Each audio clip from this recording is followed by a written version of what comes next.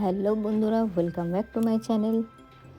আজ আমাদের হঠাৎ করে প্ল্যানিং হয়ে গেছে কঙ্কালীতলা আসা, তাই আমরা সপরিবারে সকাল সকাল চলে এসেছি মায়ের দর্শন করতে। তোমরা আমার এই ব্লগটি দেখতে থাকো এবং এনজয় করো। এরপর আমরা চলে এসেছি পুজোর সামগ্রী কিনতে। মা দেখে নিচ্ছেন কোন জিনিসগুলো নেওয়া যায় পুজোর জন্য। এরপর আমরা সবাই একসাথে মায়ের মন্দিরে প্রবেশ করব। এটি মায়ের পবিত্র 51 পীঠের অন্যতম পীঠ কঙ্কালীতলা। এই স্থানে মায়ের কাঁক পড়েছে। কাক অর্থাৎ মা দুর্গার কোমরকে বোঝানো হয়েছে, তাই কাক থেকে এই জায়গাটির নাম হয়েছে কঙ্কালীতলা। এখানে কোনো মায়ের মূর্তি পূজা হয় না, মায়ের চিত্রতেই পূজা হয়।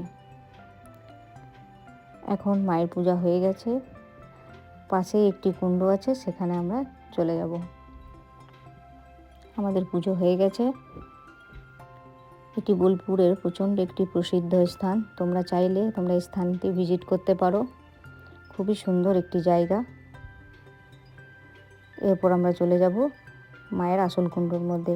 এই কুণ্ডর মধ্যেই আসল মা বিরাজমান আছেন। প্রত্যেক বছর চৈত্র সংক্রান্তিতে আসল মায়ের পূজা হয়। প্রচণ্ড পবিত্র এটি একটি কুণ্ড। আমরা সকলে ধূপকাঠি দেখিয়ে নিচ্ছি। পুজো আমাদের হয়ে গেছে। এখানে তোমরা যে বৃক্ষটি দেখতে পাচ্ছ, এটি হচ্ছে মানত বৃক্ষ। এখানে যদি কোনো মনস্কামনা করতে চাও তোমরা করতে পারো। একটি সুতো পাথরের মধ্যে বেঁধে দিয়ে সেটা করতে হয়। পাশেই পুজোর ঠিক শেষেই আমরা এবার চলে যাব, একটি পার্ক আছে। আমরা সবাই পার্কে ঢুকে পড়েছি, রিলস বানাচ্ছি। দাদা আমাদেরকে একটু হেল্প করে দিচ্ছে, তোমরা দেখতেই পাচ্ছ, এবং আমরা রিলসটাও দেখছি কেমন হয়েছে। এখানে কিছু বাচ্চাদেরকে দেখতে পেয়েছি, তাদের সাথে আমরা আনন্দ করছি।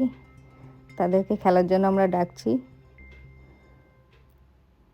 তারাও আমাদের সাথে খুব আনন্দ করছে। ওরা এবার পালিয়ে গেছে। আমাদের ঘোরা কমপ্লিট। এরপর আমরা বাড়ি ফিরব। খুব সুন্দর এই পার্কটি। আমাদের ব্লগটি কেমন লাগলো তোমরা শেষে জানিও। আমাদের পুজো কমপ্লিট, ঘোরাও কমপ্লিট। Tata, by.